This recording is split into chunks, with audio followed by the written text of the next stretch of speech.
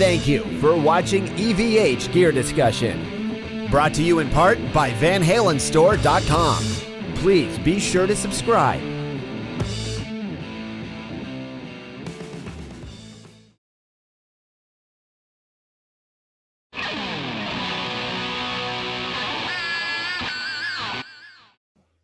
Hi, this is Glenn Mazzari, and you're watching EVH Gear Discussion with Eric Broadbent.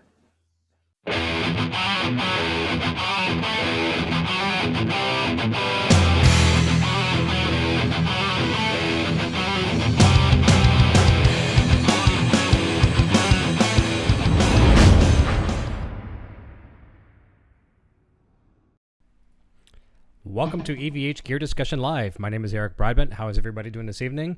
This is an unscheduled live broadcast, but I just wanted to go over a couple things tonight and do a little bit of some demos on some product, and also a couple shout outs of thank yous. First and foremost, I want to say a big, huge thank you to David Nesdell. David, your package came in today, which means some more Floyd goodies here, which means now I have my purple standard, which I'm going to show you in a moment, fully decked out, ready to rock and roll.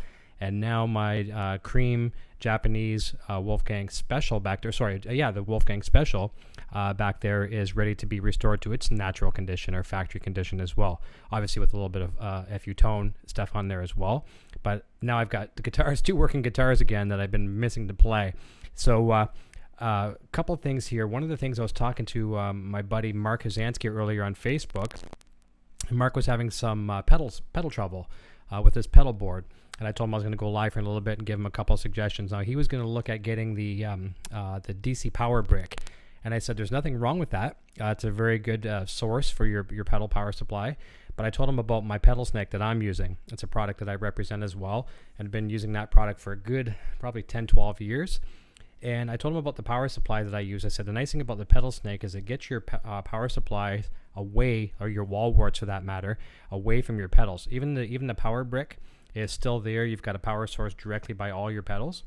With the PedalSnake, it's around a 20 some odd foot long cable, and they're all completely shielded. Sorry about that. All completely shielded. And the power source I use behind mine, I use 9 volt, and I also use 18 volt. The 9 volt is called Snake Power. So if you go to PedalSnake's website, PedalSnake.com, and you go to, let me see, where do you find that again? That is under Buy Now, and then there's Snake Power. But first of all, take a look at the PedalSnake itself. That'll let you run send and returns from your backline, like basically to your loop of your amplifier, to your input of your amplifier, send and returns, all that kind of stuff. It'll even, depending on the snake that you get, you can even use like your wireless for your wireless guitar, voltage lines. So in my case, I've got an 18 volt and a 9 volt line. On the 18 volt, I'm just using the standard Dunlop MXR with the 18 volt power supply that they make. And I only have one pedal on the board that is an 18 volt pedal. That's the MXR, the EVH flanger. Everything else is a 9 volt configuration. Now, what Mark was doing, I think in his case, is he was using like probably a Boss power supply running to his TU2 tuner or whatever, and then daisy chaining out. Nothing wrong with daisy chaining, but there is a problem when you daisy chain from one particular pedal and you're using it for its power. Now it's 9 volt, and most of those Boss traditional adapters will probably be around 9 volt and around 350 milliamps. The voltage is one thing, but the milliamps are the most important because that's your current or your draw. Now the one I'm referring you to, the PedalSnake Snake Power, is 9 volt and it's 500 milliamps. What does that mean in layman's terms? It means, okay, if you took that one 9 volt line coming in using like the Boss power supply, daisy chaining out to all your pedals, it'd probably be fine if you used 1 or 2 pedals. Now, certain pedals are going to require more current from it's going to take more draw. So I'm looking at my pedal board, for example, like my noise suppressor is not going to take a lot of current. Think of it like appliances in your house. If you're turning on if you turn on a little USB mixer, or you turn on, something like that, it's not going to require a lot of power. Or as you go turn on your microwave, or you turn on the hair dryer, that draws a lot of current, right? Or a heat lamp, it's drawing a lot of current. Some of these pedals, specialized pedals, will draw more current. Modulation pedals like a chorus, possibly even phase, but modulation pedals for sure will draw a lot more current. So if you're using maybe like that TU tuner as the power source, its power source, you could get by with like a noise suppressor, maybe a reverb. and a couple other pedals. But after a while, that draw is going to get so bad that it's going to starve that power supply, and it could actually end up breaking it or like just frying it. So you want to get a higher milliamperage. So I use the snake power. I run it through my snake to the board, and then I do daisy chain out from there and try to get something that's a good brand name like the Boss or something of the sort. I think there's other ones out there as well too, like there's some better brand names. Get some of those. But that's what I'm doing. The snake all the way up here using the snake power, and then I use the daisy chain, and it works great. I'm going to just go over a little bit of a sound sample here in a moment. I think, Mark, that will work really, really well for you. And before I do that, just a quick shout out to everybody here too that's joining in on the live chat. We've got Bill Comporis, what's happening? Michael Smith, Sinner, as always. Joe Wentz, hey Joe, it's good to hear from you. Michael Smith, hey, they're saying hey to everybody else on the side there. And we've got Alan Garber. Alan, how you doing, buddy? I watched your video there this afternoon with Johnny Bean. That was phenomenal stuff with the keeping the whammy bar in tune and stuff like that. The old standard tremolos, that was very, very good playing. Really enjoyed that. Makes my afternoon go by fast. And hello to Johnny Bean too if you're out there watching. So yeah, just gonna give you a little bit of a sample here. I've got my 412 mic'd back there right now. It's 100 watt half stack 5153. I'm just gonna roll up my microphone here for the mic back there and bring my other mic back, and we'll see what we got.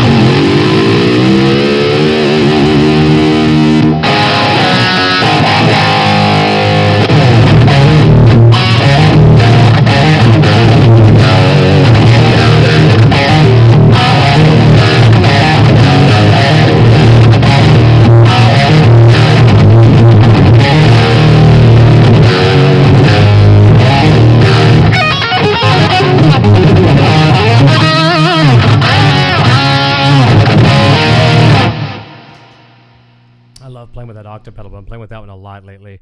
The OC3, I guess it is, right? Yeah. And the other day I was doing a sample too as well, showing the 5150 overdrive. For some of the people that didn't catch that show, I'll do that for just a second. I'll show you what the 5150 overdrive sounds like through this amp back here behind me, through the clean channel. I'm just going to adjust some of the tone a little bit because I was playing with it earlier. Just bear with me for a second on that one.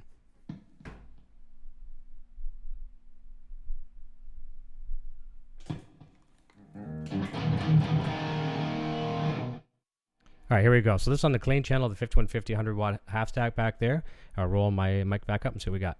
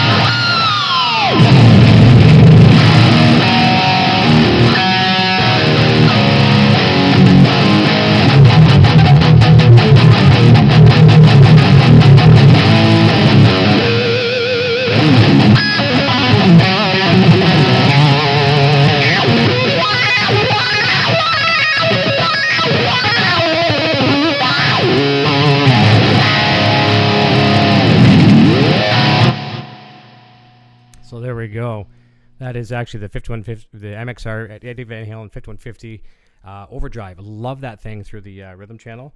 It should be called a distortion pedal, not an overdrive. Love that pedal. If you want a more in-depth review of it, take a look on my YouTube as well. Look for the overdrive review and demo. It's pretty cool. Turn that one back off. I wanted to go over something too that I posted on the EVH Gear Discussion website today too. There's a really cool interview with Eddie Van Halen in the new Total Guitar magazine.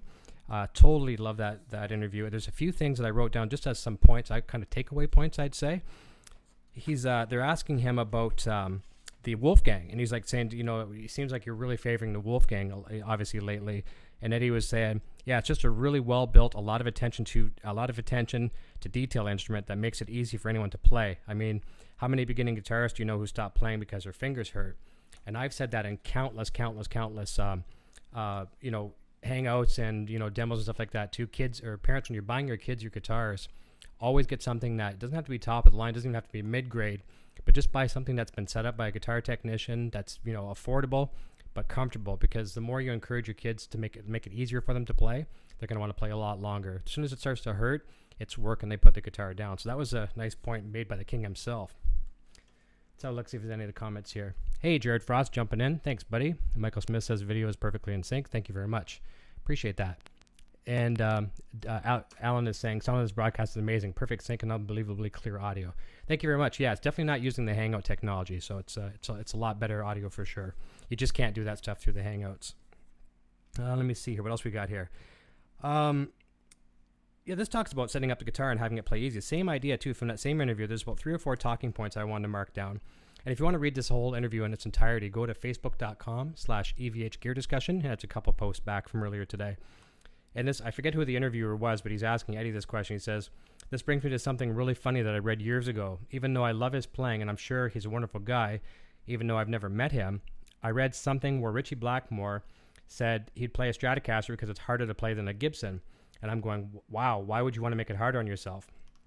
And the king himself, Eddie, says that that's not really true. I mean, you can set up a Strat to play easy too, but I always thought it was a strange comment because I was always the opposite. For me, it was like the easier the better. That's why our entry model, the Wolfgang standard guitar, plays as well as the top-of-the-line Wolfgang. And we've got Jared here on the conversation as well too, and I know he would attest to that. He's a Wolfgang standard Blue Burst owner, just like myself with the purple one. I'll dig that one out in a second. And they play as good as the American one. I mean, you put a little TLC into them, not that you have to. I mean, they do play right out of the box almost as good as the American.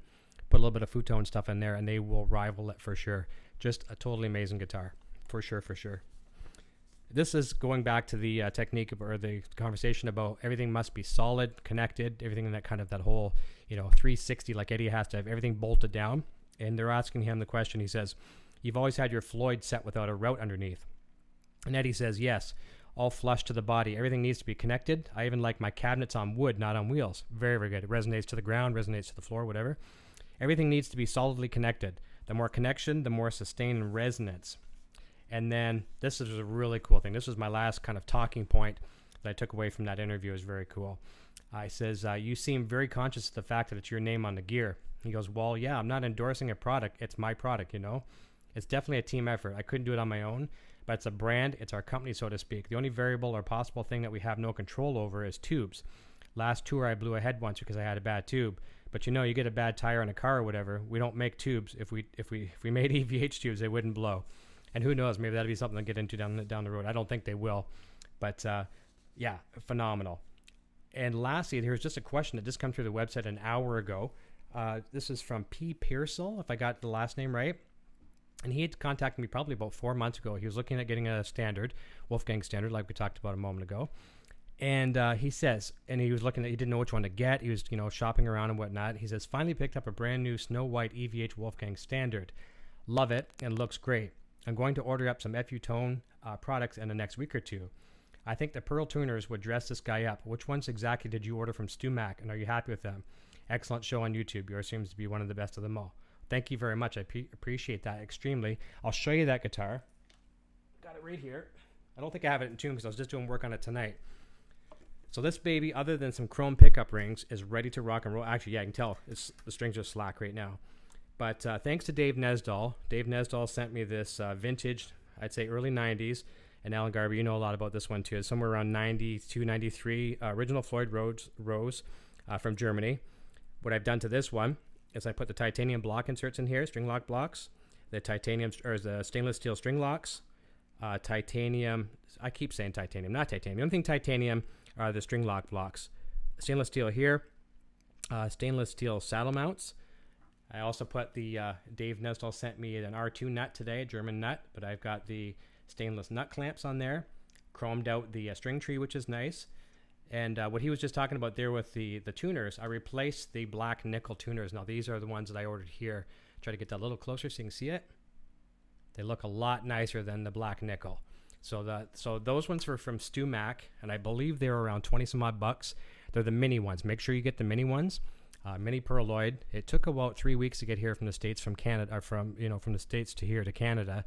And I was a little upset with the shipping. No real big deal. I mean, it came in a bag about this big, and it came in a box about this big, just so they could send a catalog and charge me about $15 for shipping. But overall, was it a negative experience? No. I got the tuners that I like. I think the guitar looks good. It sounds phenomenal. I've got futon stuff in the back. I've got a trump stopper in the back. I've got a brass block, and I've got the black noiseless springs. So this guitar, actually, and a kill switch as well, so you can see the kill switch lit up here. That's all from FU Tone. Really, a couple $100 worth of futon stuff in there, and the thing will play like any American guitar for sure. The nice thing about all that is now I have my Japanese special almost done as well tonight too. Oh yeah, here's another thing. So this is pretty cool. Because this was an older Floyd, it had the older thread-in type of insert for the trem arm, and I replaced that collar. Thank you, Dave Nesdahl. And so I've got the new style, which is like the outer thread. I love that. I like it better myself. Some people like the thread-in, like the PVs and the older style ones, but I particularly like this one. So this now, of all my guitars, is the cheapest guitar I own, but is my main playing guitar. And Bill Camporsa is saying Dave is an awesome guy. He sure as heck is. He really came through for me on this one. So I've been busy robbing parts from guitars to put everything back together. Even the Stripe guitar was taken apart just until yesterday. I had so many guitars taken apart. Let's check out any questions over on the side here. And Joe Wentz is saying, loves that purple standard. And Joe, you know what? Oh, yeah, Joe, I got to tell you a quick story. Because I commented on your video today. Joe's doing his podcast, his daily podcast. I think it was number 7 today I listened to, 7 or 8. I think it's 7. And I'm really digging them because I'm at work, working on website stuff all the time. And just like to pop in. Sometimes I don't get to watch the chat. And Joe's is often an audio podcast, so you don't really see anything. So I'm listening as I'm working. And his subject today was playing in a church and a type of guitar strings, I think it was. That was the subject of it today. And I told him I had an interesting story. And this was funny. This goes back to a topic where I talked about before, about playing out of your comfort zone. And Joe, you'll get a kick out of this one. About 2 years into my band, as we started the band, we started in 2000. And around 2002, we played a rock and roll church. It was kind of a different, I don't know what type of church it was, but it was the rock and roll crowd anyways. And it was a bunch of rock bands that played this church. Number one, I don't go to church a lot. And number two, I don't play in church when I go there. So completely weird. Maybe take the third element out of my comfort zone. I wasn't traveling with my rig because we were playing with some other bands. So I was traveling with, I normally would travel with a PV 5150 head, a 100 watt head, 2 412s, and then I had a 5150 212 combo with a 412, and I would A/B between those two for clean and distortion sounds. So because we're traveling light, and I think we all traveled in one van with just our guitars and some pedals, I had a Digitech, some kind of that old yellow dual channel distortion pedal. It was pretty cool, but certainly wasn't like the 5150 here, or didn't sound like my PV amps or anything like that. So I was completely out of my element. So we get to the show. We're like about the second band on, third band on out of 4. And actually, no, I think we might have headlined that gig. It doesn't matter. But anyways, we get up there and I'm playing, and I'm just so completely out of my element. And I was, at one point, I was almost like a little kid, when they close your eyes and they're, okay, you can't see me. I was doing this, pretending if I can't see them, they can't see me, thinking I'm playing horrible. Worst gig I think I've ever done in my life. And we probably played for about 30 to 45 minutes, but it went like that quick. And surprisingly, you'd think it would go longer, if you're having a painstaking gig. But it went by quite fast. And as I'm packing up, I just took my guitar off, and I was one of those guys that always wipe my strings down and all that kind of stuff. Taking my chords out, thank you, good night. And this guy comes up and holds his hand out, shakes his hand, or puts his hand out to me and says, "Hey, my name's Bill. How you doing?" And hey, Bill. And he goes, oh, some cool playing or whatever. He's kind of addressing the show. And I'll say, oh, thank you. And I thought, man, this guy's being really kind because that was horrible. And he goes, yeah, I work for a guitar string company. Would you mind checking out some of our strings? No catch, whatever. And I'm like, okay. He goes, if you like them, we'd love to have you endorse them. And Sinner, you'd know about these guys. We talked about this on another Hangout before too, our broadcast. It was Firewire strings. These things were phenomenal strings. Now, they've just gone out of business as far as I know, but I was endorsing them for probably about 6 or 8 years. And so, long story short, playing out of your comfort zone sometimes is a very, very good thing. And in this case, it led to a product endorsement. So, Joe, there you go. That totally nails your topic today. Rock and roll church, playing in church, and then strings. I was using Firewire. Now my string of choice, and I've been using those for probably the past 4 or 5 years, are the Ernie Ball Super Slinkies. I don't really use anything else unless I go to a store and they don't have anything there, and I'll grab whatever, Diodario or whatever. The strings are strings sometimes, but you do have your preference. Let me see here. What else we got here? Alan says Stu Mac is where I'm at in Houston, Texas. Long way to Canada, but should have been there sooner. Stu Mac is a go-to company for guitar parts. Yeah, I believe so too. And I'm not blaming them either. The importing stuff into Canada is a nightmare. It's either hit or miss. I sometimes get stuff from China faster than I do get stuff from the United States, but so be it, right? It is what it is. Michael Smith says, it speaks volumes that he put out a quality guitar even at the lower end of this model line. He could have just put out a piece of crap and slapped his name on it, but he chose not to. I agree with that 100%. And that's why I also think we've had this topic in other conversations before about the cheaper amplifiers. Now, the lowest price you can get right now is pretty much the Lunchbox, which you can see back there as well. And it rocks. It's actually, I like that amp better than my 100 watt. But that's not the point. What I'm trying to say is they could make cheaper amps. They could even make solid state amps. Fender's got some solid state amps under their umbrella, and they have for many, many years, decades. But I'm glad to see that Eddie doesn't do that because, just to offer something for the kids, you could do that. But then I think it kind of devalues the thing. And that goes back to what you're saying, Michael. He doesn't just slap his name on anything. He could do that with the solid state amplifiers. And I really hope they don't. And I really don't ever think they will. So that does show some good leadership from the company for sure. And Jared says, the standards are veneer, so a lot of the ones that you see online have different tops. Choose one that has a killer top. My Blueburst has an amazing top. I could not agree more. I've seen so many of these guitars, and I've seen one guy had sent me a picture of one. I forget who the fellow was. Not one of my regular friends. It was just a guy who had sent me something through the EVH gear discussion, and it was a really bad top. It looked really bad. Pardon me. It almost looked like it was completely faded. It was a really rough finish. Just did not look good. But all the other ones, they're just beautiful. And yeah, the blue ones are nice. Josh Smith, he has a real nice one, a Blueburst as well. And Jared, yours is great. And it's weird under certain lighting too. Like Jared's will look up like purple or gray sometimes, depending on the light. It does flip flop a little bit. He also says, Jared says, everyone make sure that when you buy one online, the picture that they show is the actual guitar. Hint, hint, Sweetwater, for sure. That's one of the nice things that you get to, they'll have 4 or 5 models, and they'll say, like, it might say the model number, whatever it is, or the serial number, I should say. And they say, okay, I like the top on serial number 654. And then make sure you get that one. And they don't substitute, they don't rip you off like that. So it's the next best thing to being there in the store and trying it. And Joe Wentz's awesome story. Thank you. I really appreciate that. I'm trying to think if there's anything else I wanted to go over. If you guys have any other questions for me before I vacate, this is kind of an off-the-cuff kind of broadcast. I just want to jump in and say hi. I don't usually get a chance to do these too often, but I'm also testing some more audio-visual technology as well. And knock on wood, everything's been going so far from what you guys are saying on the side there. I was hoping to have this tonight, but it didn't work out for me tonight. But as of Friday's broadcast, actually Friday's going to be a hangout, so I won't be able to do what I'm planning on doing. But it's going to be pretty awesome. What you're going to see next week is, as you see this video overlay here, you're going to see the over on the other side of the screen, which is over there, I guess. You're going to see all your guys' live chat and transparent over top of my video. So everyone will get to see what everyone is saying. So be nice and don't hate on me too much. And you'll get to see that right on my screen, which is very, very cool. So that's coming as well. I almost had it ready for tonight, just wasn't in the cards. So you've seen what we did last time with Mark Kazansky when he tuned in last week. That was via Skype. I brought Mark in via Skype, and Skype blows away anything else online right now as far as video and audio quality. Well, not necessarily the audio, but video for sure. So I brought him in via Skype, rebroadcast with my encoding software off to YouTube, and it was great. Very, very cool. There he is, Mark Kazansky. Buddy, how you doing?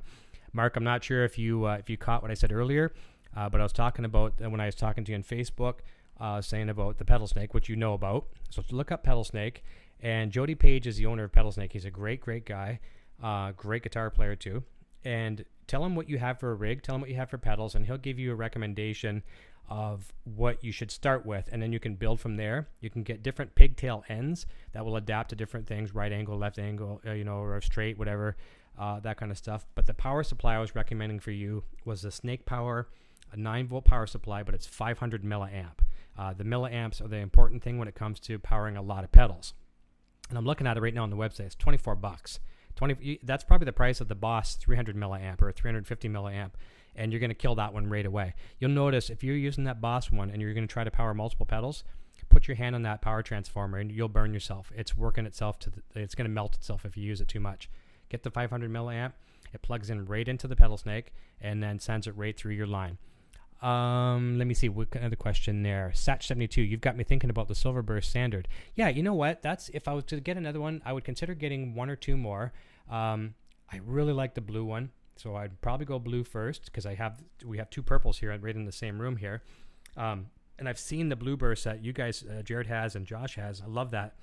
But I may consider going with one of the flat finishes, black or the white, whatever, and I would paint it.